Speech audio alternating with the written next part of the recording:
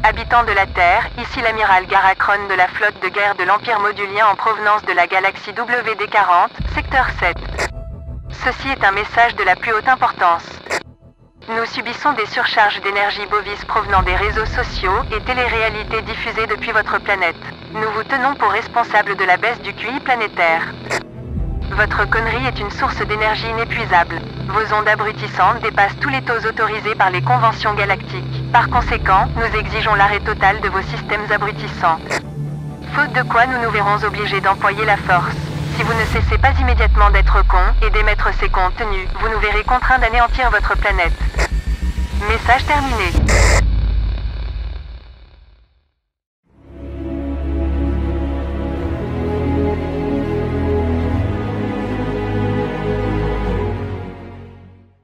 Bonjour à tous et bienvenue dans Chronique Post-Apocalyptique. Les extraterrestres sont parmi nous, ou pas. Parmi les nombreuses causes de fin du monde, une apocalypse extraterrestre est tout aussi probable qu'un impact d'astéroïdes ou encore une guerre nucléaire. Enfin, du point de vue des initiés. Certains étaient même persuadés que c'était de cette manière qu'allait être anéanti le monde le 21 décembre 2012. Mais avant de penser à ce que les extraterrestres pourraient introduire dans nos orifices, avant de voir comment ils pourraient potentiellement anéantir notre espèce, peut-être serait-il judicieux de savoir qui ils sont et d'où ils viennent. Que ce soit d'une autre galaxie ou d'un délire du fermier du coin qui a vu une ombre à travers les carreaux de la fenêtre de sa cuisine, fenêtre qui n'a d'ailleurs sûrement pas dû voir une éponge depuis son installation. Il n'empêche que je serais curieux de savoir d'où ça vient cette rumeur d'objets dans les orifices. Non mais sérieusement, vous pensez vraiment que des êtres venus d'une autre planète se taperaient des millions de kilomètres dans le seul but de nous fourrer un truc dans le cul? Les mecs auraient des mœurs vraiment bizarres quand même. Générique.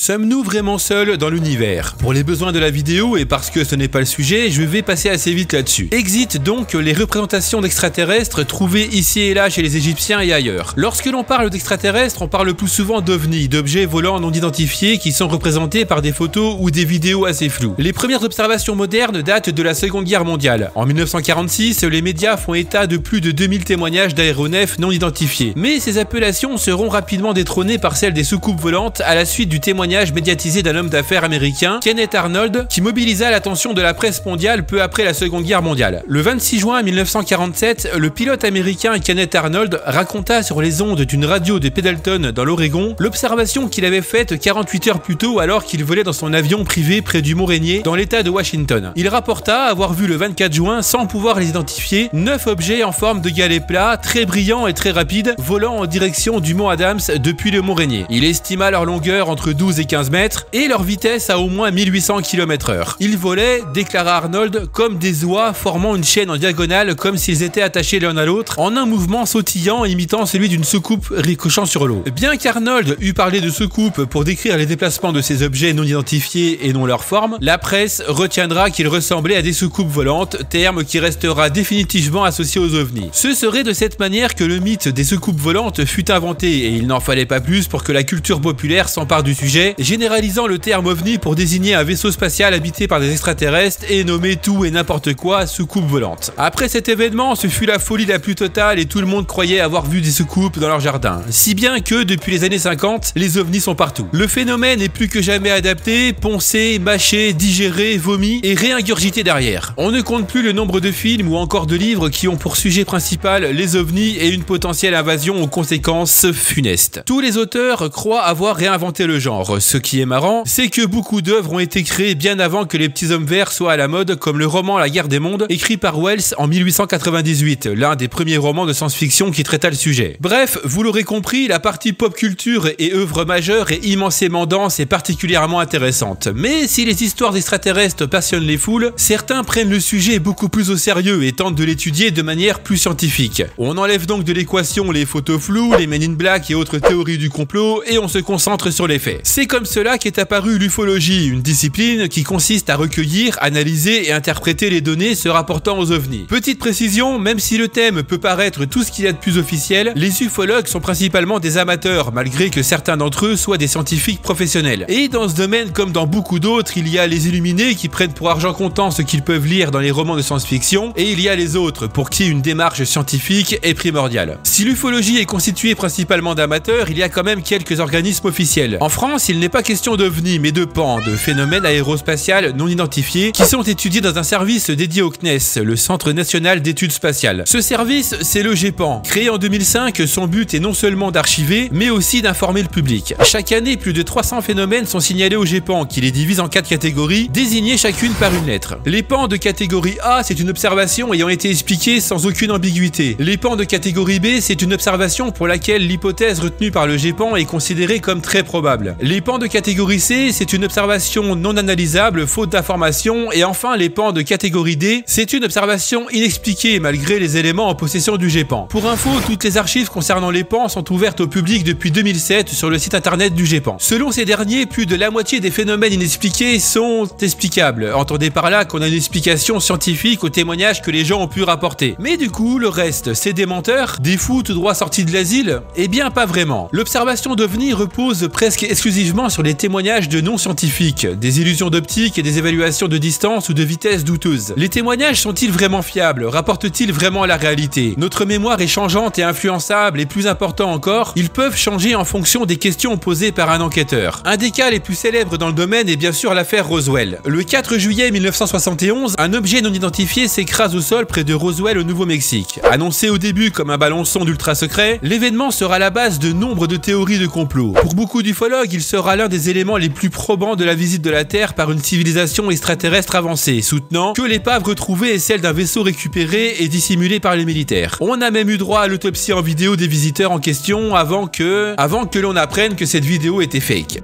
You are fake news. Le plus gros problème dans cette histoire, c'est la crédulité des gens, et ça peut même être très dangereux pour eux. Cette crédulité, un groupe de youtubeurs l'a prouvé en 2018 en créant de toutes pièces une preuve du passage des extraterrestres, un crop circle. Un crop circle, c'est un dessin géant formé par une technologie alien. Il est composé de plusieurs cercles, disposés de manière énigmatique et dont la géométrie parfaite ne peut s'apprécier que vue du ciel. Cette géométrie est d'ailleurs trop parfaite pour être l'œuvre de simples êtres humains. Et pourtant, armé de simples mètres rubans, en pleine nuit et avec des planches, le groupe a créé cette figure géométrique en à peine 1 heure. Là où ça devient dangereux, c'est quand un mec prétend avoir été en contact direct avec des extraterrestres et qu'il fonde tout un mouvement autour de cette rencontre. Je veux bien sûr parler de Claude Vorillon, alias Raël, qui, en 1974, a fondé le mouvement raélien. Selon le fondateur, une délégation d'extraterrestres, les Elohim, l'aurait emmené sur une planète où il aurait vu des choses prodigieuses. Ce qui était prodigieux, c'était surtout les affaires de prostitution, de pédophilie ou encore les affaires financières que la secte se traînait et se traîne encore aujourd'hui. Des témoignages peu crédibles ou encore des preuves sans un fond de démarche scientifique tentent donc à prouver que les extraterrestres n'existent pas, qu'ils seraient tout au plus un fantasme mondial. Et cette affirmation pourrait être appuyée sur le fait que, finalement, l'apparition de la vie sur notre propre Terre serait le fruit de multiples hasards. Et si je vous disais que, du point de vue de la science, l'existence d'une vie extraterrestre n'est pas impossible, qu'elle est même probable. Selon l'équation de Drake, une célèbre formule mathématique suggérée par Frank Drake en 1961, afin de tenter d'estimer le nombre potentiel de civilisations extraterrestres dans notre galaxie avec qui nous pourrions rentrer en contact, il est probable qu'une telle civilisation existe. Le problème, c'est que dans l'état actuel de nos connaissances, l'estimation de la plupart des paramètres de la formule reste très incertaine. Mais dans tous les cas, le résultat n'est jamais zéro. Et en langage mathématique, au-dessus de 0, il y a une probabilité, même infime, que cela existe. Si cela existe, il nous faut donc un système de classement. Nous, pauvres humains, on ne peut pas se contenter de dire que l'on a vu une lumière dans le ciel. Il faut à tout prix que l'on noircissent des pages et des pages pour classifier tout ce que l'on voit et ou ressent. C'est dans ce but qu'a été inventé le système de classification de ENIAC en 1972 par un astronome américain du même nom. La progression va du banal à l'exceptionnel et d'autres ufologues, parce qu'il fallait encore être plus précis dans le classement, ont rajouté leur grain de sel au fil des années. Ce classement se définit de la manière suivante. NL, lumière nocturne, le ou les témoins voient à plus de 150 mètres de distance une ou plusieurs lumières qui leur paraissent anormales dans le ciel nocturne. DD, disque diurne, le ou les témoins voient le jour à plus de 150 mètres de distance à un objet non identifié qui n'a pas nécessairement la forme d'un disque ou d'une soucoupe. RV, radar visuel, l'OVNI est observé en visuel et apparaît sur un ou plusieurs écrans radars. RR1, rencontre rapprochée du premier type,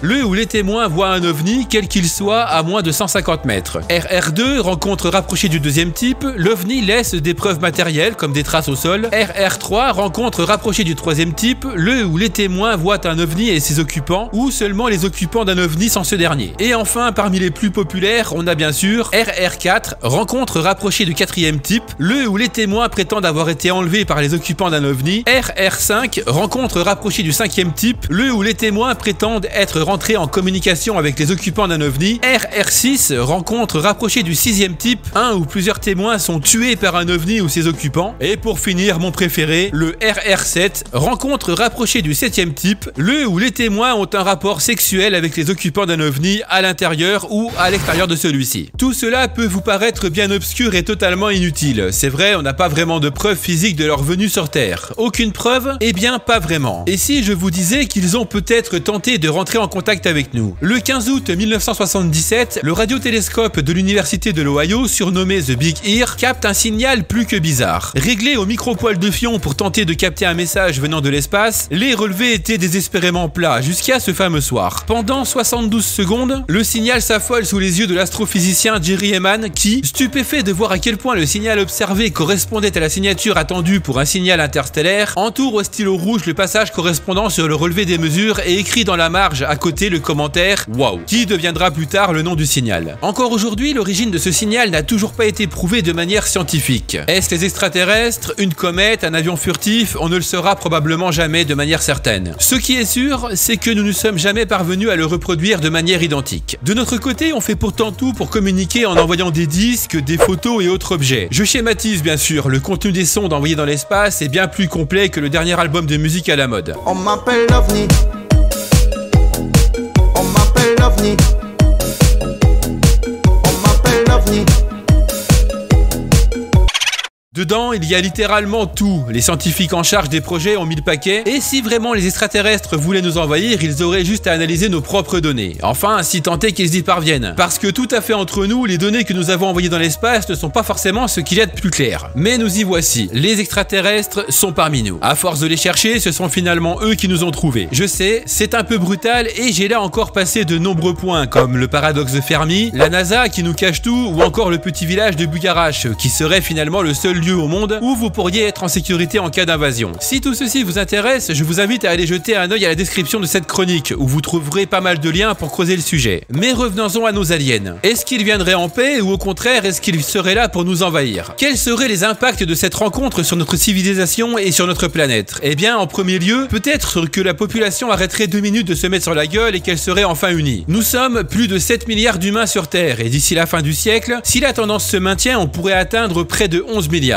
Ce serait bien d'oublier pendant un temps nos différences afin de ne former qu'un seul bloc sous la forme d'un conseil mondial qui pourrait prévoir tout signe d'hostilité de ses visiteurs. Mais si vraiment les extraterrestres se sont tapés des millions de kilomètres pour venir nous voir, ce serait dans quel but? Prendre le thé? C'est assez peu probable. Selon les scientifiques, ils commenceraient par disposer les vaisseaux de leur flotte de manière stratégique autour de la Terre. Pourrait-on les en empêcher? Il faut pas se leurrer. Même si nous disposons d'un arsenal impressionnant, je pense qu'ils ne feraient pas le poids face à une technologie qui, de toute évidence, serait bien plus avancée que la nôtre. Attaquer avec nos missiles nucléaires? Oui, pourquoi pas. Mais après avoir tout balancé sans vraiment être sûr du résultat, comment nous, terriens, on parviendrait à survivre sur une Terre que l'on a nous-mêmes dévastée? L'impact écologique serait catastrophique. La solution la moins risquée, finalement, serait une reddition sans condition et les visiteurs deviendraient alors les maîtres de la Terre. Ce serait une solution, à condition que notre atmosphère leur convienne, car dans le cas contraire, il y a fort à parier qu'ils mettraient en place des solutions pour modifier les éléments de notre planète, pour que ces derniers leur conviennent à eux. Ceux qui signifierait à terme notre destruction vu que l'on ne peut pas survivre en dehors de nos conditions habituelles. Bref, dans la majorité des cas, on prendrait cher, à moins que l'on soit en face d'une civilisation bien plus développée que la nôtre et qui a compris que faire la guerre ne servirait au final pas à grand chose. Raisonnement utopiste, certes, mais qui aurait le mérite de tout baser sur des échanges et des avancées dans beaucoup de domaines et bénéfiques pour les deux parties. À condition bien sûr que l'homme ne gâche pas tout dans sa folie destructrice de conquête et de pouvoir. Tout ceci est bien sûr hypothétique, mais au vu de ce qui s'est déjà déroulé dans le passé, il y a fort à parier que la majorité des gens se comporteraient comme des cons et que, comme d'habitude, devant n'importe quelle catastrophe, leur comportement finirait par les anéantir eux-mêmes. Car oui, les extraterrestres nous ont déjà envahis. Le 30 octobre 1938 à 20h, un bulletin d'information sur le réseau CBS aux États-Unis affirmait qu'une attaque extraterrestre était en cours. Pour vous remettre le contexte, il faut savoir qu'à cette époque, il y avait des adaptations de grands classiques de la littérature à la radio, une sorte de fiction audio avant l'heure. Et pour cette veille d'Halloween, c'était le roman de science-fiction La Guerre des Mondes de Wells qui avait été choisi. La pièce était tout de même précédée d'une annonce indiquant qu'il s'agissait d'une fiction et cette information fut répétée au bout de 40 minutes, mais sans succès. Le lendemain, les unes des journaux décrivaient un vent de panique et des émeutes causées par l'émission. Vagues de suicides, crises cardiaques, routes remplies de gens paniqués essayant de fuir, personnes se calfeutrant, énormément de monde a pris cette émission au sérieux malgré les annonces. Un fermier de Grover's Mills aurait même tiré avec son fusil à plusieurs reprises sur un château d'eau, le prenant pour une créature martienne, un des tripodes martiens décrits dans la pièce. Mais si je vous disais que ces réactions n'ont jamais pu être réellement prouvées? En réalité, les hôpitaux n'ont pu confirmer aucun de ces dires et les rues étaient aussi désertes que les autres dimanches soirs. Les journalistes auraient amplifié le phénomène pour essayer de discréditer les actualités radiophoniques qui, selon eux, concurrençaient un peu trop leur activité. Au bout de quelques jours, les journaux délaissèrent l'affaire et le présentateur dut s'excuser lors d'une conférence de presse. Avait-il tout prévu depuis le début? Il laissera toujours planer le doute et nous ne le saurons jamais. Ce que l'on peut en retenir en revanche, c'est qu'il est facile de monter un canular de toutes pièces, encore plus avec nos moyens actuels. Et même si toute cette affaire était un fake, il y a fort à parier que pas mal de gens y ont cru et ont agi de façon stupide sur la base d'une improbable invasion extraterrestre. Si aujourd'hui les mathématiques nous disent qu'il existe une faible probabilité de l'existence des extraterrestres, je pense qu'il faut arrêter 2 minutes avec le mythe des petits hommes verts ou d'une autre couleur d'ailleurs. Si extraterrestre il y aurait, ce serait sûrement un virus ou encore un champignon qui viendrait de l'espace. Un truc microscopique qu'un astéroïde aurait pu amener avec lui et que la chaleur lors de la pénétration de l'atmosphère n'aurait pas pu rendre inoffensif. Encore aujourd'hui, nous n'avons pas de preuves flagrantes de l'existence ou non des extraterrestres, mais il y a un truc à prendre en compte, c'est qu'à l'échelle de l'humanité, les recherches dans ce sens sont très récentes et notre technologie, même si elle évolue constamment et gagne en puissance, est elle aussi assez récente. Alors oui, vous me direz, des gars ont bien réussi à trouver des étoiles et des planètes avec un simple télescope et sans aucune technologie pour les y aider. Mais là, on parle de contact avec les extraterrestres. Rappelons que le premier objet artificiel à atteindre une altitude de 100 km était un missile allemand le 20 juin 1944 et que le premier objet satellisé par l'homme était Sputnik 1 le 4 octobre 1957, soit respectivement il y a 77 et 64 ans. Laissons encore un peu de temps aux hommes avant de fantasmer sur des vaisseaux tout droit tirés d'œuvres de science-fiction. Et qu'en est-il alors de notre apocalypse extraterrestre? Eh bien, je pense que même si pas mal de phénomènes ont été expliqués de façon claire, le reste peut être largement attribué à des phénomènes climatiques ou encore à des avions espions. Un point que beaucoup semblent oublier, c'est que la première vague d'observation d'OVNI correspond à quelque chose près à la fin de la Seconde Guerre mondiale, mais aussi au début de la guerre froide. Une période propice à des essais d'avions espions et futuristes pour l'époque. Tout cela est triste et décevant, mais il y aurait une dernière théorie sur l'apparition de la vie sur Terre. Celle-ci serait arrivée sur un astéroïde qui aurait frappé la Terre. De coup de chance en coup de chance, celle-ci se serait développée et au fil de l'évolution, nous sommes là. Nous serions donc, nous, les extraterrestres en question. Et cet apocalypse que pas mal de gens attendent, roulé en boule de terreur au fond de leur bunker ou caché dans une célèbre petite commune de l'Aude, c'est peut-être finalement nous qui la provoquerons. Cette vidéo se termine. Lâchez-vous dans l'espace commentaire, c'est là pour ça. Croyez-vous à l'existence des extraterrestres? Pensez-vous qu'ils vont parcourir des millions de kilomètres pour nous faire des trucs plus ou moins catholiques? Comme d'habitude, si la vidéo vous a plu, n'hésitez pas à mettre un pouce bleu et à partager. N'hésitez pas également à me rejoindre sur les réseaux sociaux. Tous les liens sont disponibles dans la description. On se retrouve dès le mois prochain pour une nouvelle chronique. Et d'ici là, comme d'habitude, n'oubliez pas, de l'ordre naquit le chaos. Du chaos jaillit la renaissance. Ciao!